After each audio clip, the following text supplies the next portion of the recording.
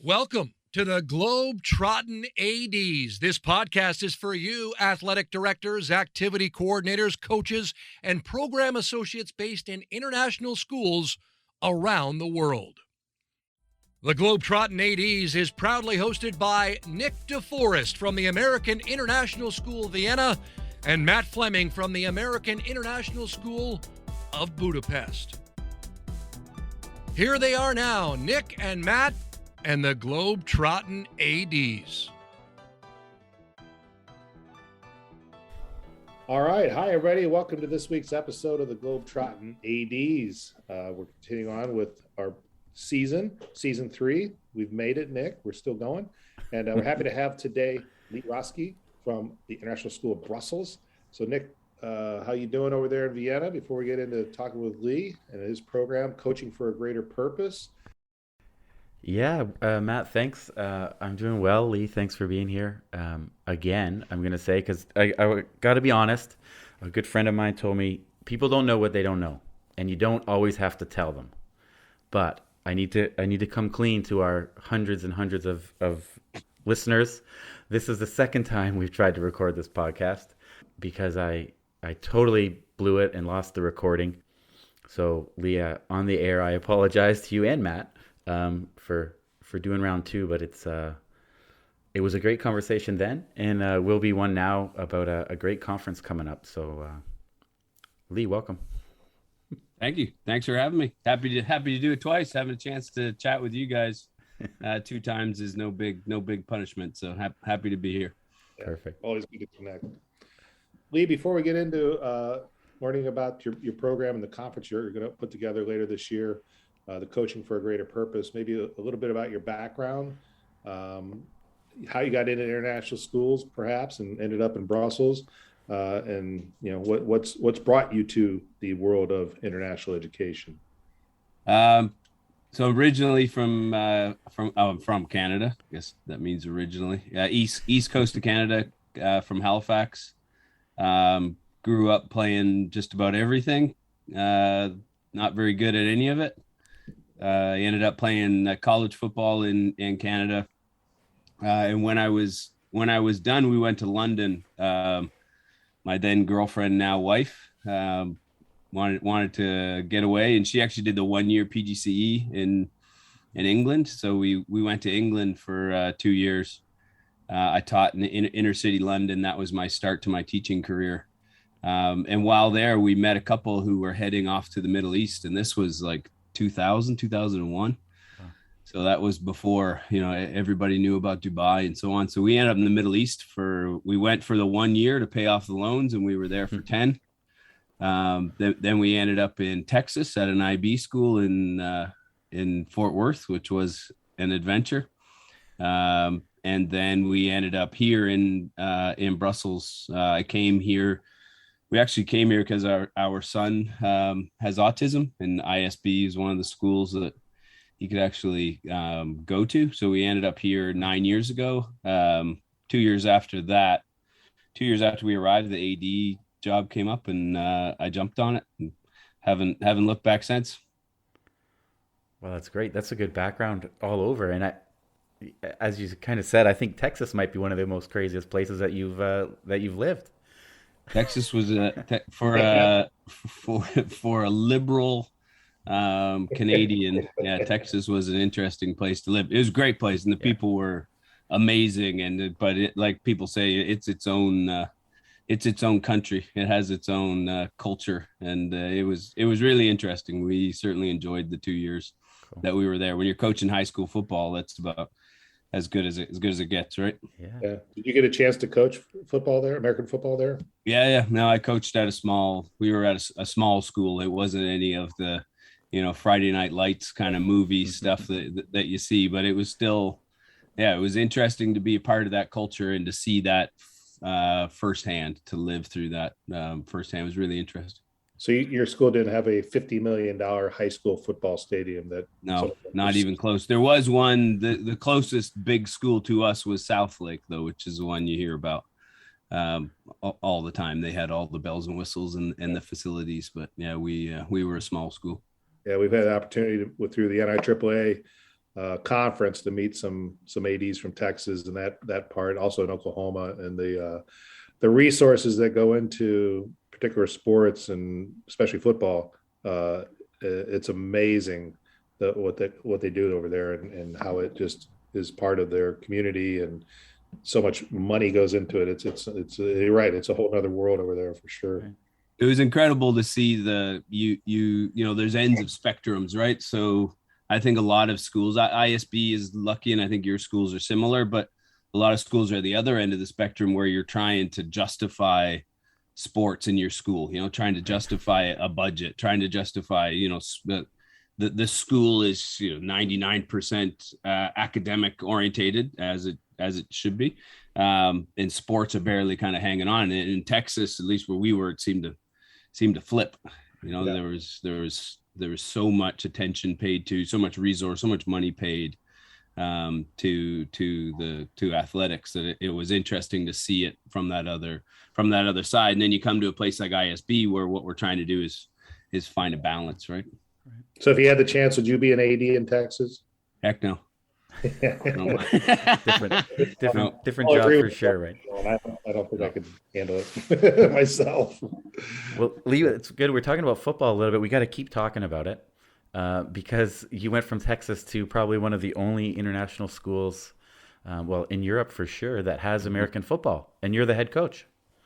I am. Now when I came over, I was an assistant. And then 3 years into, about 5 years ago or so, I ended up taking over as the head coach. So yeah, we're the only truly international school in Europe. Of course, the Dodea schools here play, and we used to be part of the Dodea League, and we shifted over. We now play in a league that's a mix of basically the top junior clubs from Belgium and the Netherlands. Just the travel with the Dodea was too much budget wise. So yeah, we play in a league with clubs here, and it's fantastic. It's great to offer for our kids in the community. So on a regular season, how many games do you guys get for football season? I think this year we played 6 games plus an exhibition. And then if you make it through this year, we didn't make the playoffs, but there's the semifinal and then a final in the playoffs. So you could be playing upwards of 9 or 10 games. So you run the end of August. Our kids actually start, American football starts before everything else. So we'll start like August 10th, August 11th, something like that, to try and get them, you know, the kids. We have a very small American population now comparatively to what we used to be. You know, the reason why we have American football at ISB is there was a day when we were over 80%. Wow. American, and the bases were here playing. So, you know, in the 80s, I think late 70s, perhaps early 80s, they started playing. And with a big American population, you got kids who understand the game. Maybe they've played before.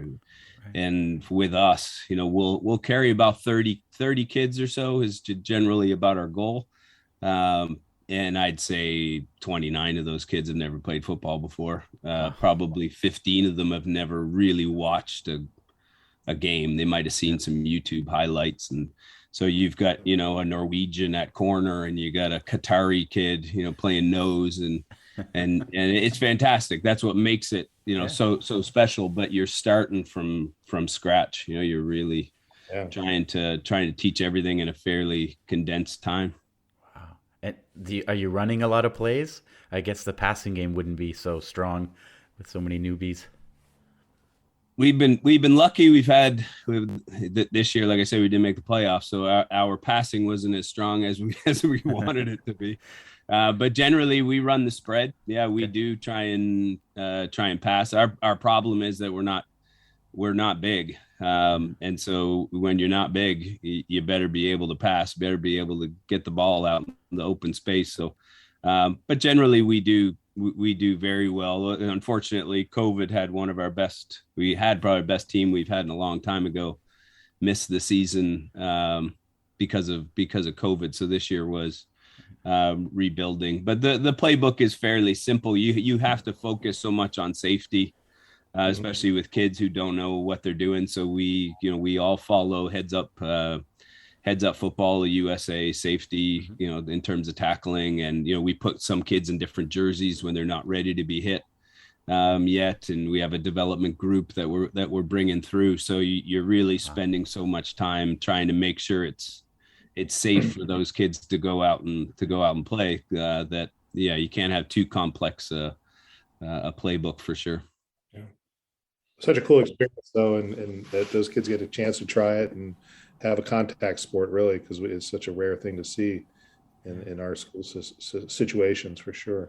Yeah, we have the Friday night lights, and there's just something about that game. I mean, I love every sport. It doesn't make a difference to me but there's something to that kind of Friday night lights. Like we have a homecoming in the fall, and every fall team gets to play, but kind of the last game at night that's under the lights is American football, and it's really a cool thing for the community to kind of rally around.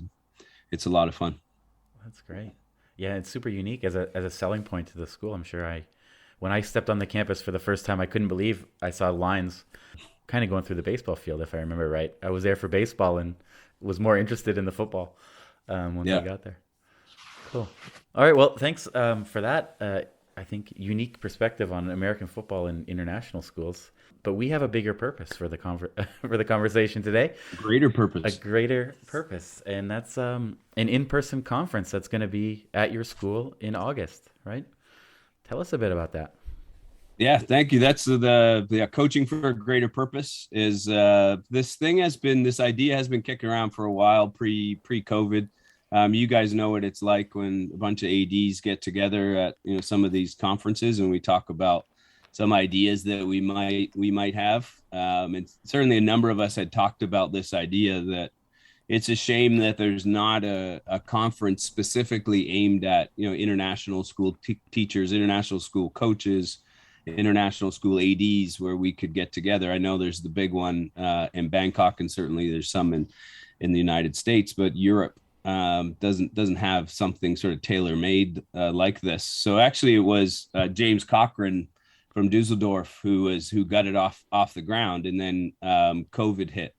So what we've done is kind of rallied around this idea. There's actually six schools involved in it. So the idea would be that we would rotate. So John Farmer out of ASL, Gil Grant in Copenhagen, Will Moncrief in Frankfurt, and James Cochran in Dusseldorf, and then I myself in ISB. The idea would be, so we're the host this year, and then the next host picks a date. It could be next summer, it could be 18 months from now, and you sort of share it around rather than having one school sort of shoulder the load of it. So hopefully this is the start of something that's gonna take place for years to come. Well, that's great. And yeah, by moving it around, you let people see other places, right? So I've been to Brussels. I can see that this year, and then next time I can check out Copenhagen, right? Yeah, and I like the idea of switching the dates as well. I would like to see us, let's say, maybe that weekend, the weekend after we all get back from the winter break, that beginning of January, doing some, because there's going to be people who, well, the summer doesn't fit, it's no good, I'm in Canada or the United States, or I've got football practice starting, but if you do it in January, then those people, oh, great, I'm not coaching the winter season, I would love to go. So, it'll be up to those other host schools, but I think you'd hit the nail on the head with geography in terms of sharing it around. And I also hope that we try to mix up the timings a little bit as well, so we can get more and more people involved. Yeah. What can you tell us about the keynote, John O'Sullivan? Yeah, so the idea of the coaching for greater purpose is something that Alliance of Schools came up with to sort of to bring it all together, what we were thinking. So we were looking less at sort of the individual X's and O's of each of the sports, and we're looking more at that. We talk about at ISB with athletics, we talk about leveraging change. So we talk about being able to use sports to, create meaningful change, whether that's from a social justice standpoint, whether that's from stuff like positive masculinity, and even just the stuff that, guys like us talk about all the time, the positive impact that sports can have on kids, and just making them better people. So that idea of coaching for a greater purpose, and James Cochran had reached out to John O'Sullivan and had him set up and ready to go pre-COVID to get him involved in this as a keynote speaker. Most people, you might know John from his YouTube talk, and then he has the Change the Game project, and he's got a podcast too, The Way of Champions. So he's quite well known in this area, and his sort of focus on sports really fits well with this idea of coaching for a greater purpose. So, and John's been great. He's been he's obviously really busy, and he's got a lot on his plate, but he's, he when the conference was canceled, he was quite willing to kick the can down the road a little bit and see if it would work out. And he's just been fantastic to work with. So that's super. And that's, as you said, he's a big name and a great speaker. So that's worth the trip to Brussels right there.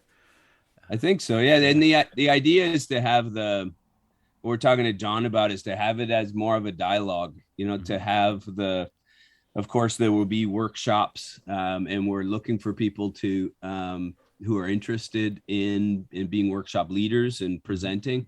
We can talk a little bit about that, but really the idea is to have a dialogue. What we want to do is talk about him.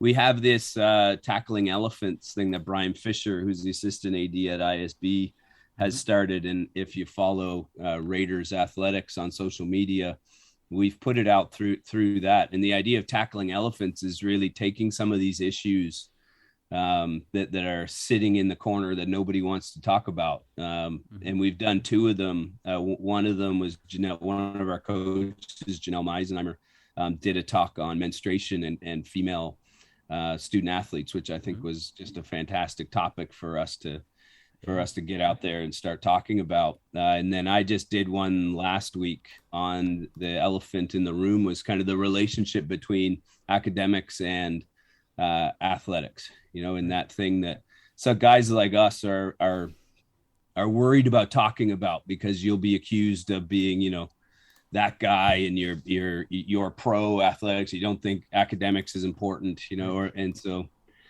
we did one on that. So you can find those topics on the website, actually, the cgpconference.com.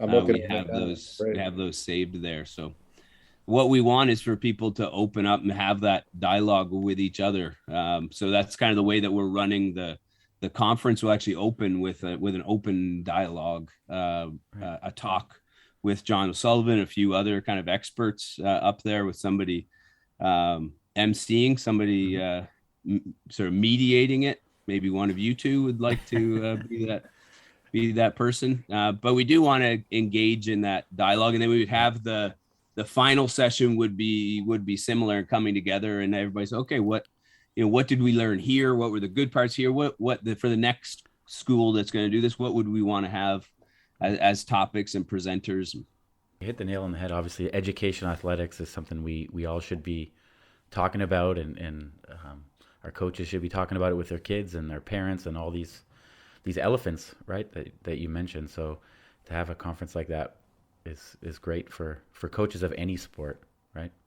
And I think, John comes from that youth soccer background, where a lot of youth coaches, especially in the U.S., don't really get education athletics. So would coaches not from non-international schools also be welcome at the conference?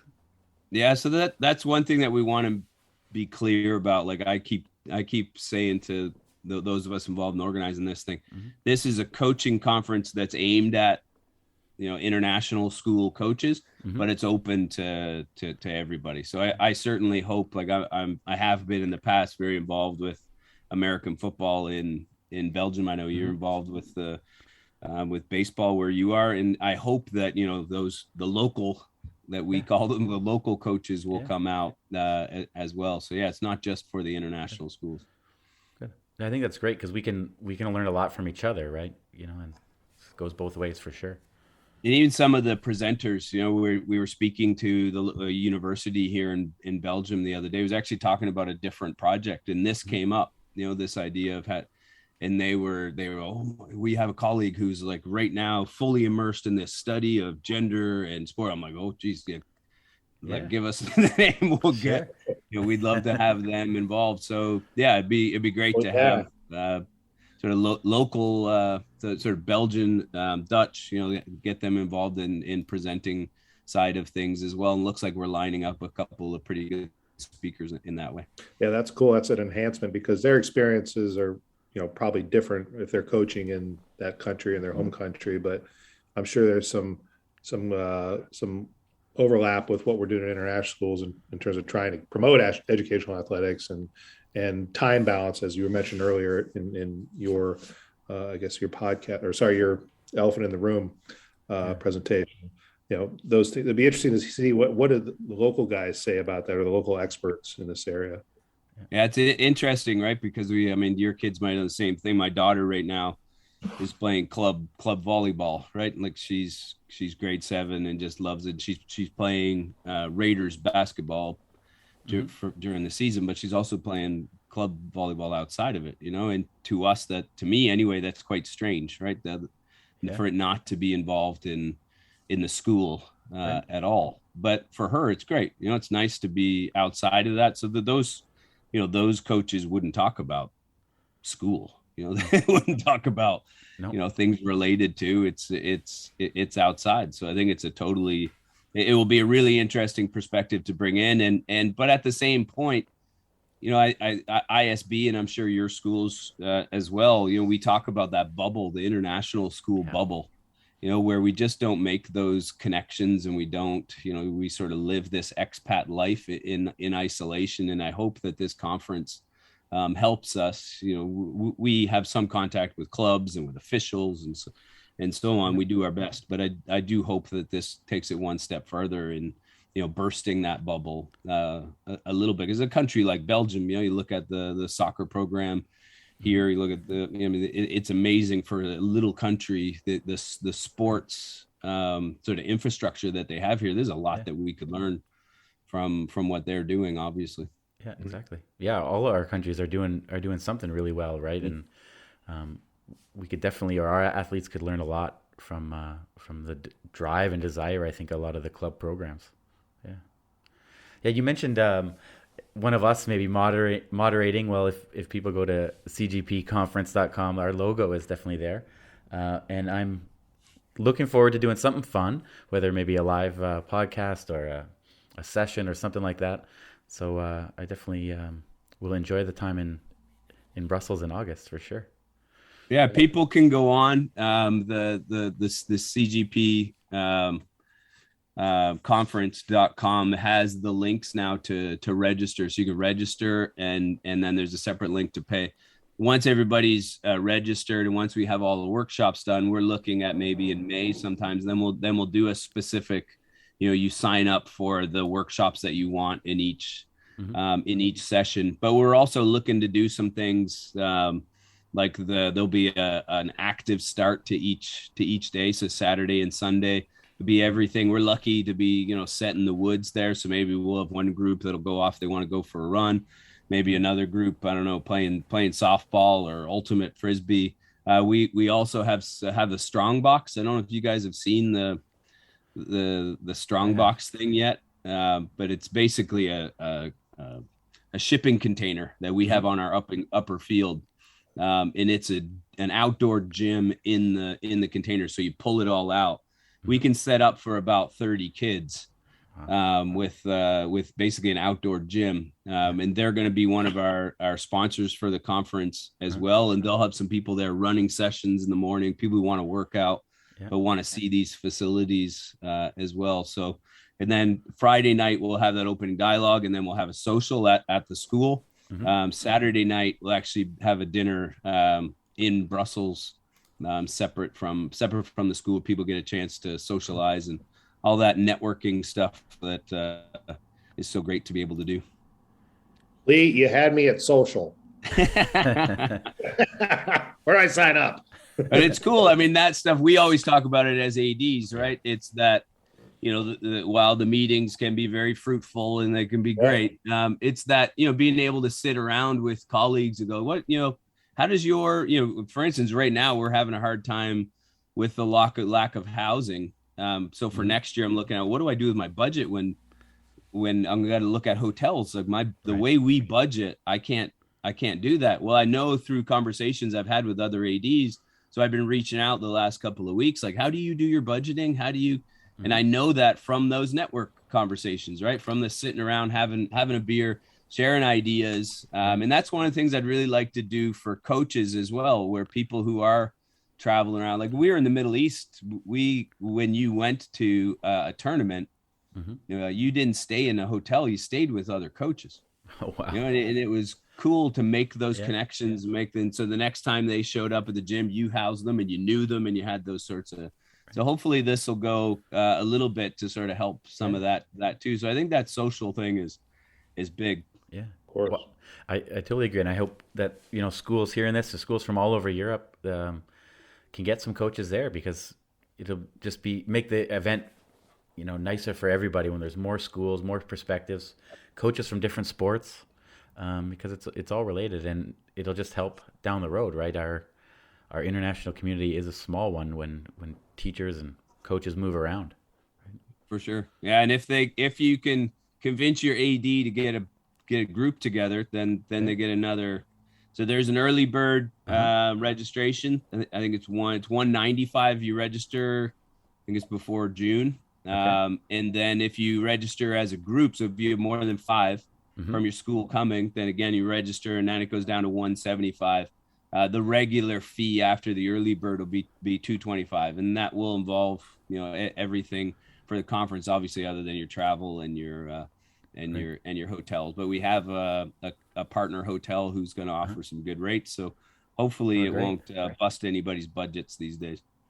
No, that's great. Well, that's a great way to get on it, right? Check the website out, get a couple people together and get a group of 5. I'm sure you'll have way more fun. I know if I had myself and 4 other coaches from my school, we'd have a blast just with us, never mind with everybody else. So that'd be great. And you said that you're looking for sessions, right? So if someone has an idea for a session to share, I guess, some great stuff that they're doing, the info's on the website too.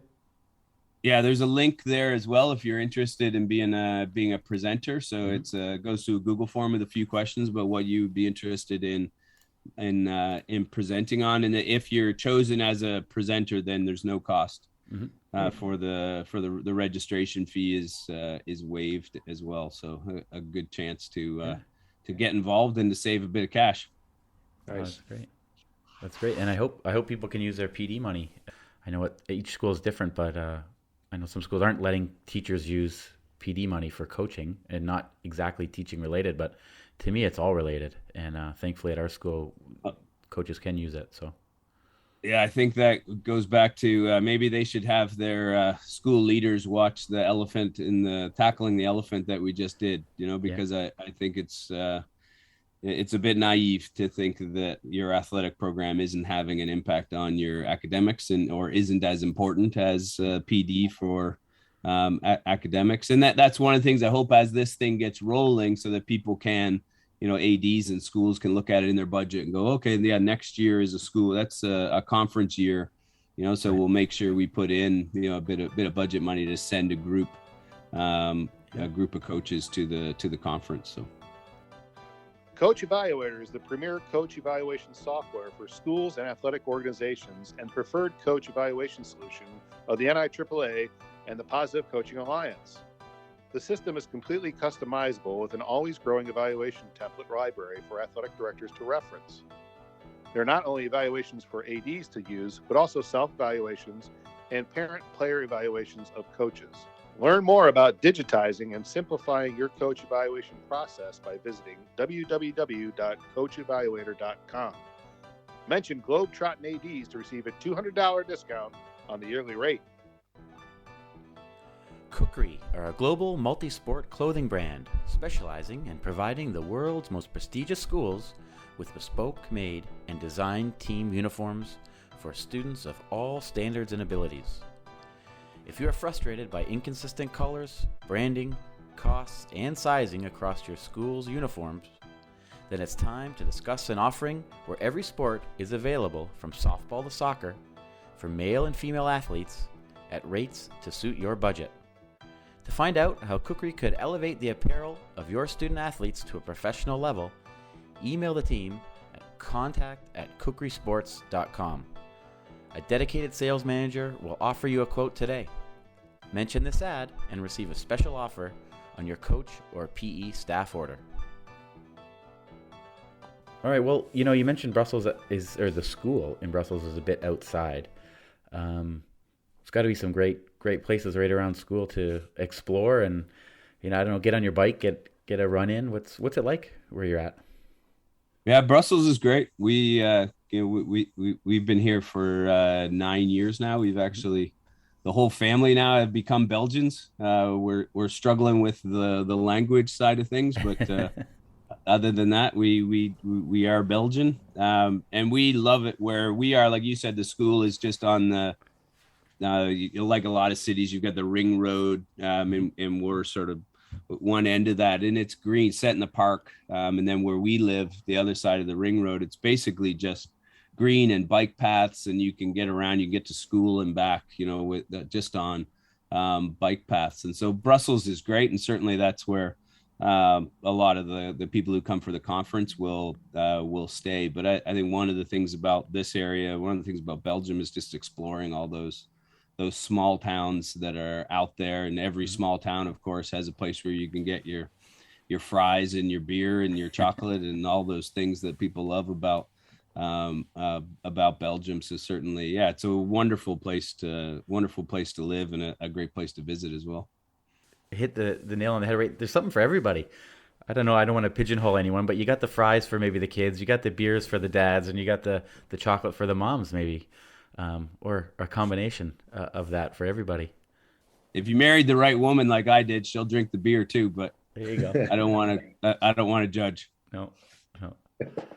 Cool. All right. Well, hey, just a short, really intro to this great initiative. You guys are, I wouldn't say just getting going because you started it before COVID, but it's finally going to come to fruition here. The Coaching for a Greater Purpose conference.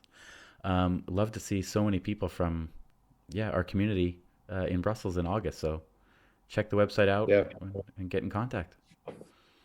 I'd like to thank the two of you for the work that you guys are doing with this initiative. And I think it's not one, it's great to have it so that we can do this and we can spread the word. But two, I think you've inspired a lot of people like myself and the guys involved in this alliance to really to do more and to organize these kinds of things, that networking stuff we're talking about. So thank you to the two of you for all the work that you guys are doing. I'm not sure when you're finding time to sleep, but you can sleep when you're dead, I guess. Yeah. Wow. Thanks, Lee. Appreciate that. Thanks, Lee. Yeah, and we're excited for this. And I think the other exciting thing is, as we start to come back to normal, I know we're all in different situations globally. I think in Europe, we're probably inching back a little closer to normality with our international school sport programs. And I think this is just a great way to help us edge closer back to this normalcy when we have events like this and where coaches can get together physically in the same location to meet, which is great. Until next week, this has been another episode of the Globetrottin ADs.